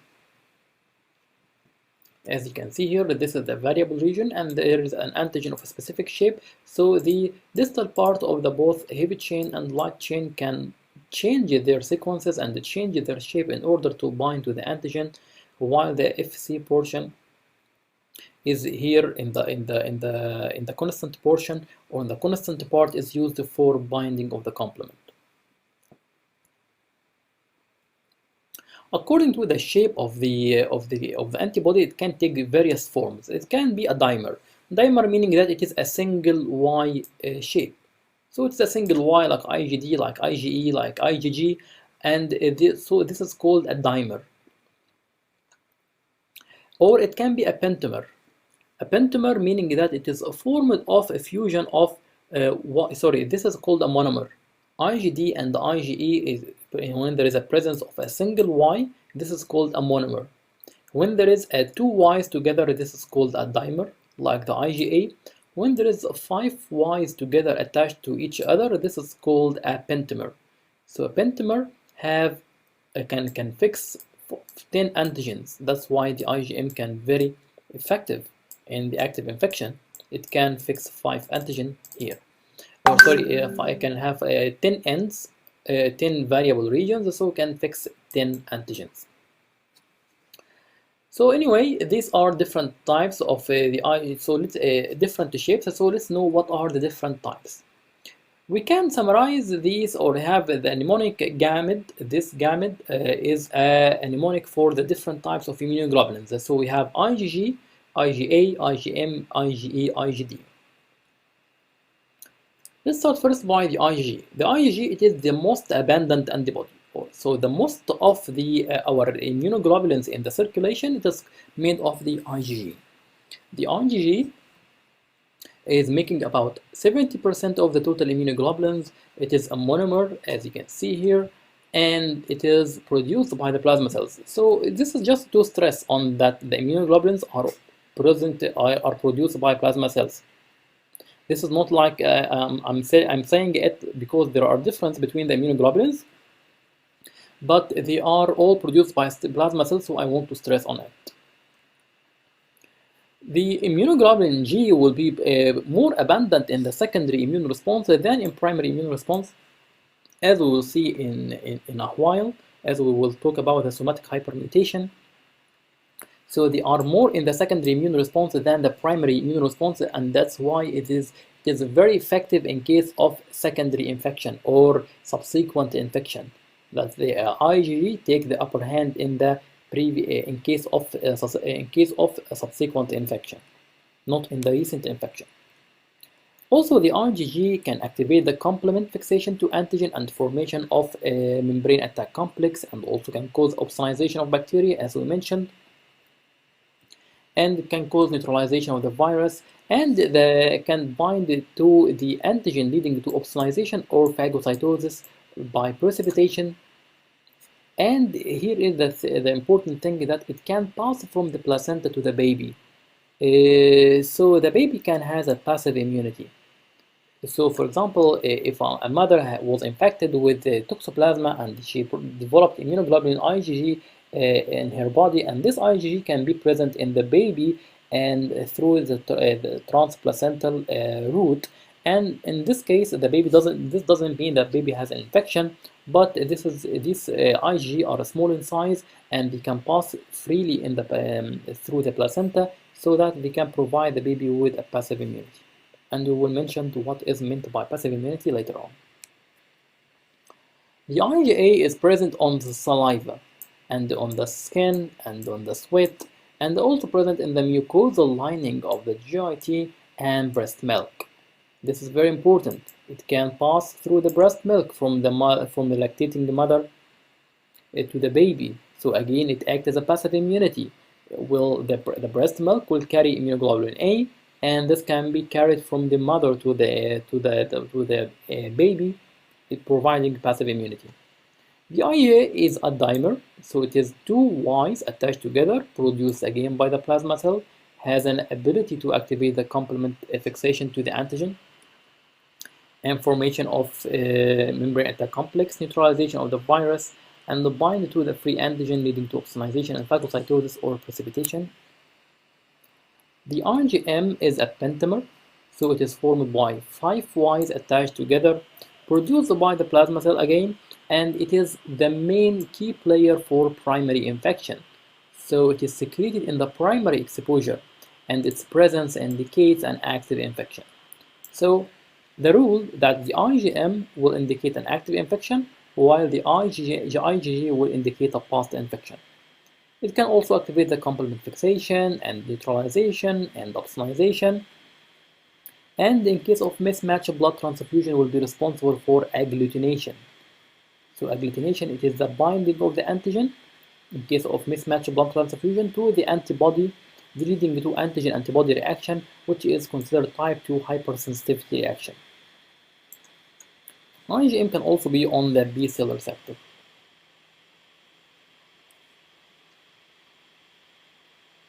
The IgE is present on the respiratory tract mucosa. So whenever there is an antigen, like for example like pollen or any allergen, this will cause stimulation of the IgE, or stimulate production of this IgE. This IgE will bind to a specific receptor on their mast cells, leading to what is called degranulation, leading to type 1 hypersensitivity or anaphylaxis. We'll talk about this later. So it also can be present on the urogenital tract and GIT system. So there is some IgE against parasites and the xenophils. It is a monomer produced by plasma cells, and also it is the immunoglobulin in case of allergy and parasitic infection. So remember that in parasitic infection there is cell type called xenophils produced in response to parasitic infection, and the immunoglobulin called IgE, and also it can present in allergy. So these are the keywords regarding the IgE. So here is what's meant by the anaphylaxis. When there is an allergen, this allergen will bind to to the IgE.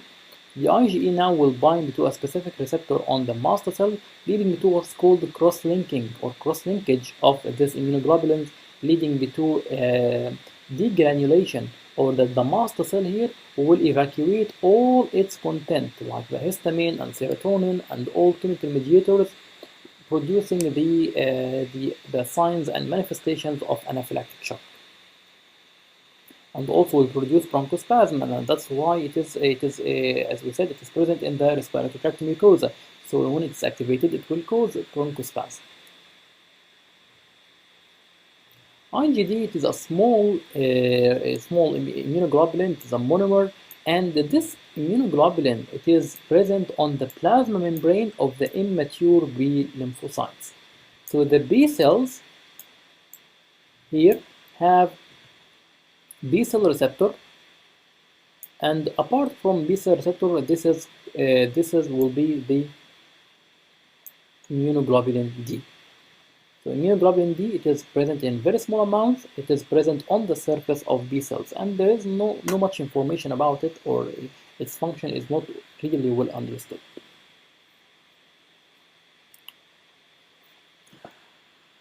So what happens when the body is exposed to an infection? So this is a curve showing that the time on days and antibody abundance, how much the antibody is produced according to the infection. Let's say, for example, that the infection X come here or started here. This will lead to rise of immunoglobulins. There will be some sort of delay, as we said, that the adaptive immunity will take some time in order to develop. So it will take some time in order for the immunoglobulin M to develop as this time in days, and it will rise to a peak to fight the infection. Then it will decline, as you can see here. As the IgM will decline, another type of immunoglobulin will start to form and start to rise again to make another curve or another rise. It is called the IgG. And then the IgG will persist. It will persist to fight the infection again, and it will persist at a lower level.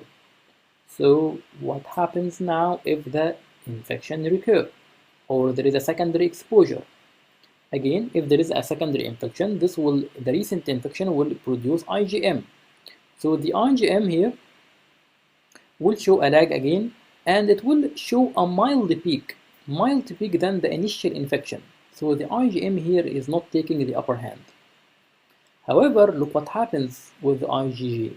The IgG, it is show a rapid increase and much more increase than the primary response, because now the IgG will take the upper hand, because this IgG is the one which is responsible for past infection or the memory of the infection. So it will show rapid rise, and it will show larger peak than the first exposure, than the IgM. So although in the first exposure the IgM started to form initially, but in the second exposure the IgG will be started to form or showing rapid rise more than the IgM in the second occasion.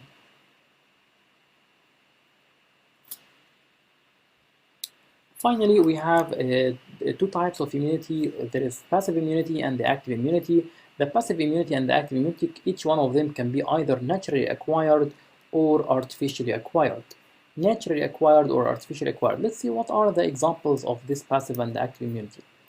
For the passive immunity, which is naturally acquired, as we said, IgG can pass from the placenta of the pregnant woman to her baby, so this is a naturally acquired passive immunity. Immunoglobulin A can pass into the breast milk from lactating mother to her baby, so it is called naturally acquired passive immunity. Artificially acquired but passive, this is like for the anti-venom antibodies. For example, if someone got bitten by a snake or a scorpion, and then we will give this patient already formed anti-venom antibodies. So these antibodies, it is passive, so the person didn't produce by his immune system, but it is artificially acquired. It is injected to his blood in order to fight this toxin. The other type of immunity is active immunity, so it can be either naturally acquired or artificially acquired. Naturally acquired, immune system or active, this can be done by antibodies produced by the active infection or actual infection, like the IgM or IgD. This is naturally acquired active immunity. Or it can be artificially acquired. Artificially acquired, so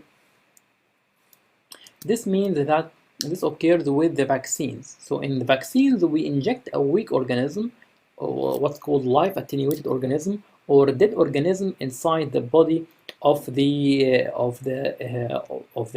person, and this person will produce some antibodies against this weak organism or this dead organism. So this is called artificial, because we injected him with a vaccine, and it is active because it is the antibodies produced against this this dead organism or weak organism is actively produced by the injected person. So these are the different types between the immunity.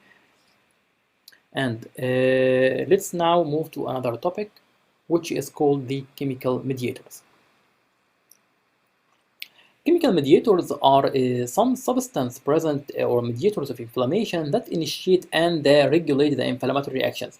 We will just summarize what we mentioned in the previous slides about the mediators of inflammation, and we will know different rules of other mediators. These also are important.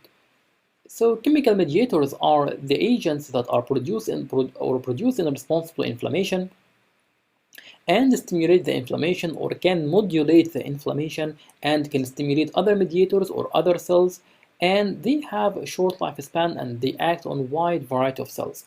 Let's see the general properties. These mediators can be either produced locally by the cells, or so that it is called cell-derived chemical mediators.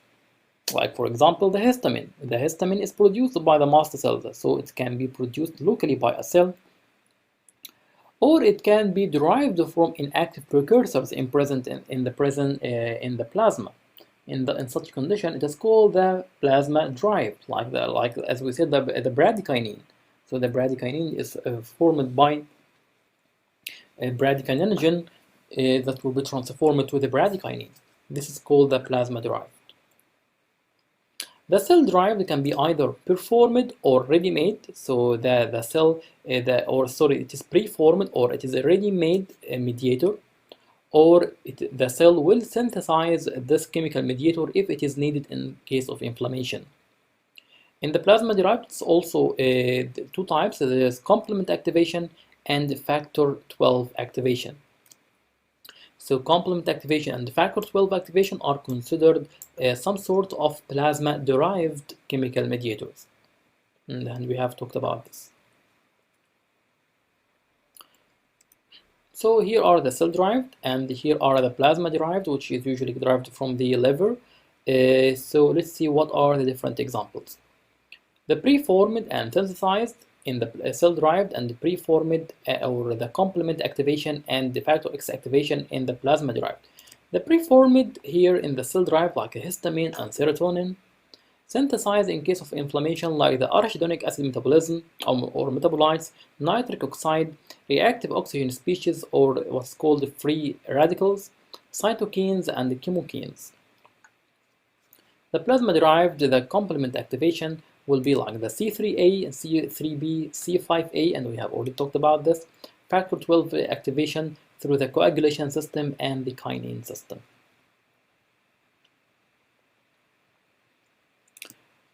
We will go through the most important chemical mediators of these as we will go through the following slides. So starting by the histamine, this is one of the most important chemical mediators produced by the mast cells, produced by the basophils and the platelets, that will cause under the effect of inflammation. So if there is a trauma, heat or cold or irradiation, this will produce degranulation of these mast cells or stimulation of basophils and platelets to produce histamine. Also complement 3A and complement 5A, interleukin 1 and interleukin 8, all these will cause stimulation of release of histamine from these sources. The histamine will produce the one will be responsible for presence of itching. And so when someone is stung by or bitten by a mosquito, for example, this will result in itching. This itching is due to release inflammation causing release of histamine, and also be release or be responsible for some pain. It can cause bronchial asthma and anaphylactic shock in type 1 hypersensitivity, so will be the mediator for type 1 hypersensitivity reaction. It will lead to increased vascular permeability by increasing the blood flow, leading to what's called the wheal. See this is swelling here, this white swelling here. This is called the wheal, which is one of the triple responses that we just mentioned. It's called the wheal, caused by increasing vascular permeability. And the vasodilatation will be responsible for the flare. This red area, it is called flare. The flare is caused by the histamine leading to the nitric oxide release, leading to causing vascular dilatation. Again, so this is the flare, and this is the flare, and this is the wheal.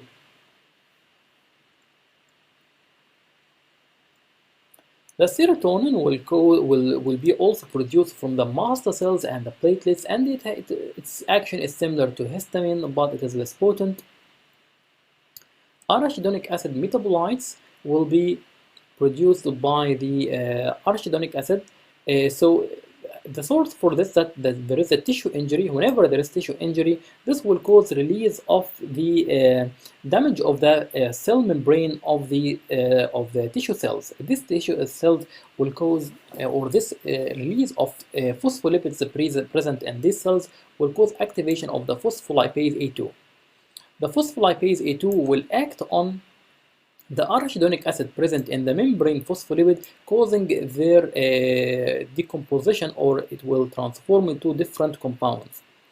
These arachidonic acid will, under the effect of phospholipase A2, will transform into what's called eicosanoids. The eicosanoids are two types. By the effect of cyclooxygenase enzyme, this will result in formation of prostaglandins. And by the effect of lipoxygenase enzyme, this will result in formation of leukotrienes. Don't confuse between leukotrienes and interleukins. So what are the actions of these prostaglandins and leukotrienes? Or first of all, let's say what is the sources. Prostaglandins are coming from the mast cells and the macrophages, while leukotrienes are coming from mast cells and leukocytes. The action that they are pain mediators. They are responsible for pain. They are responsible for temperature. They will increase the temperature, and they will mediate the pain response. And there are different types of prostaglandins and leukotrienes. Let's summarize them in this illustration. Prostaglandins can be further subdivided into prostaglandin T2, E2, F2 alpha, and the prostaglandin I2, and the thrombexan A2. While leukotrienes can be divided into leukotriene 4 and leukotriene C4, D4, E4, lipoxin A4, and lipoxin B4. So let's see what are the action of these compounds. If we have a blood vessel like here, so this is like a vasodilatation. So the prostaglandin D2, E2, F2 alpha, and the prostaglandin I2 will be responsible for vasodilatation. So most of the prostaglandins, except thrombexan A2, will be responsible for vasodilatation. On the other hand, the leukotriene like lipoxin A4 and lipoxin B4 will be responsible for vasodilatation, while the thrombexan A2, leukotriene C4, D4, and E4 will be responsible for vasoconstriction. The lipoxin B4 and lipoxin A4 will be responsible for other effects like they will inhibit the chemotaxis. So not all the chemical mediators will stimulate the chemotaxis. Lipoxin B4 and A4 will inhibit the chemotaxis. Another leukotriene produced is called the leukotriene B4, which is chemoattractive agent. We said that before. We said that leukotriene B4 is a chemotactic agent.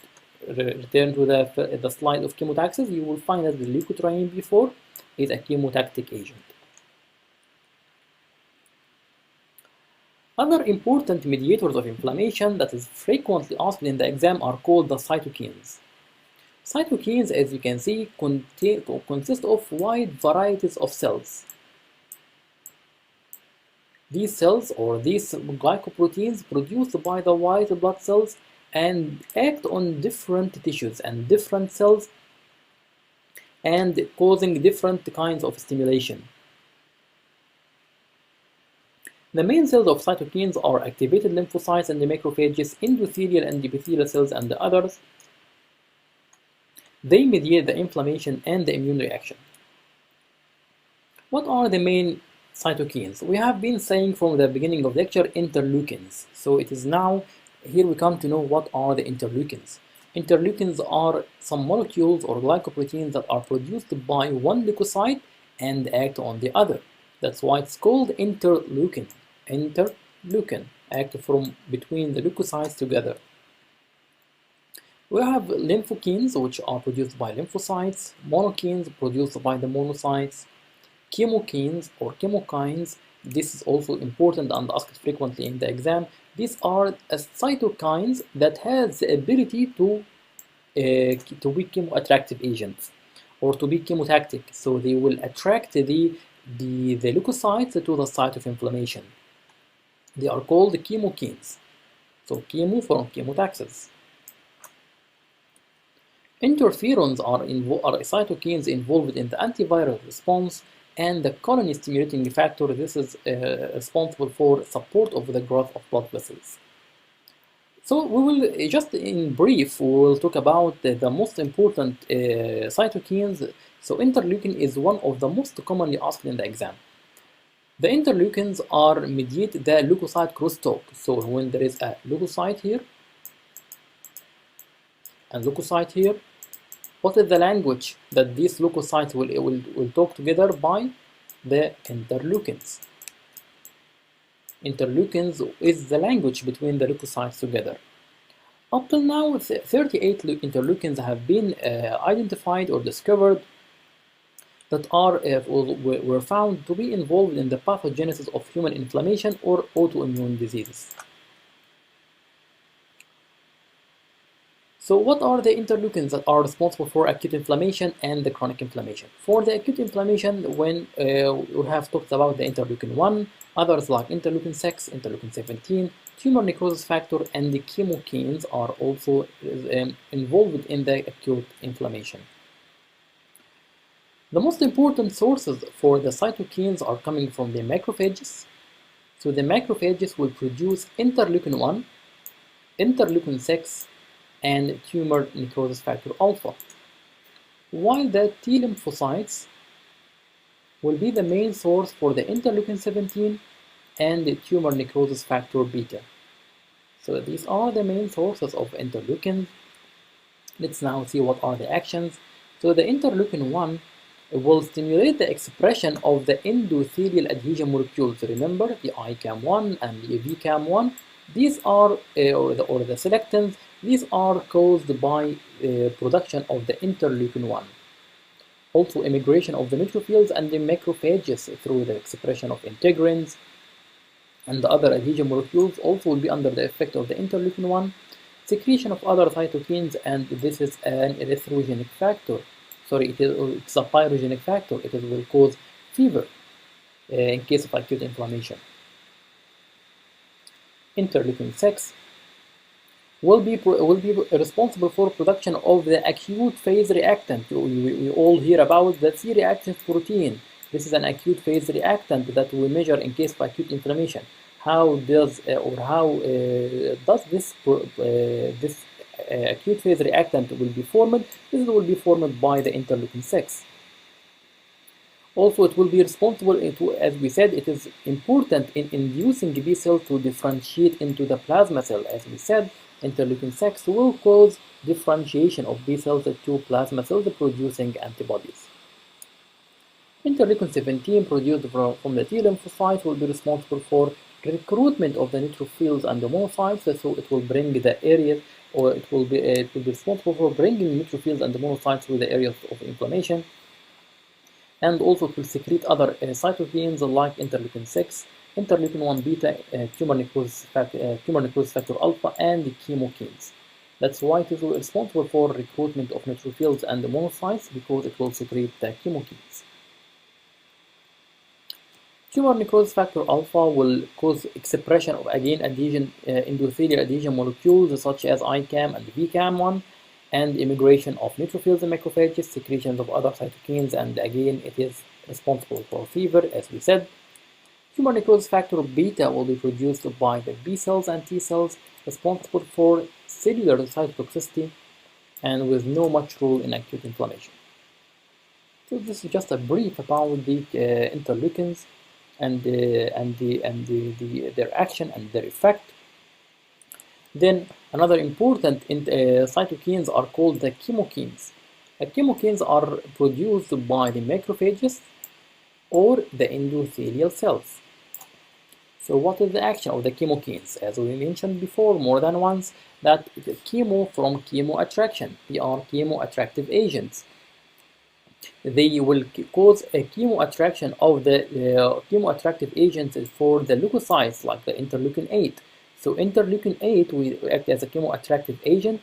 So whenever there is a microorganism, interleukin 8 will be expressed in order to bring the neutrophils and lymphocytes and other phagocytic cells in order to deal with this microorganism. So they direct the movement of the circulating leukocyte to the site of inflammation or injury. Other roles of cytokines can have also, there are not only acute inflammation, but the interleukin 12 and 17 and interferon gamma have been identified in case of chronic inflammation. So does this mean that all the cytokines only work for acute inflammation or for inflammation? The action or the answer is no. So not only the cytokines have a role in the inflammation, but they can also inhibit the inflammation. So the cytokines can sometimes be double-edged weapons. So they can induce inflammation and they can destroy the organism, but they can destroy the person's own cells. Or since they induce inflammation and induce destruction, they can sometimes, if they are not modulated well, they can induce inflammation to the tissue own cells.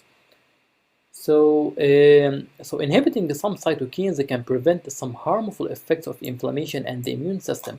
For example, the interleukin 6, it was found that interleukin 6 antagonist can be used for treatment of rheumatoid arthritis.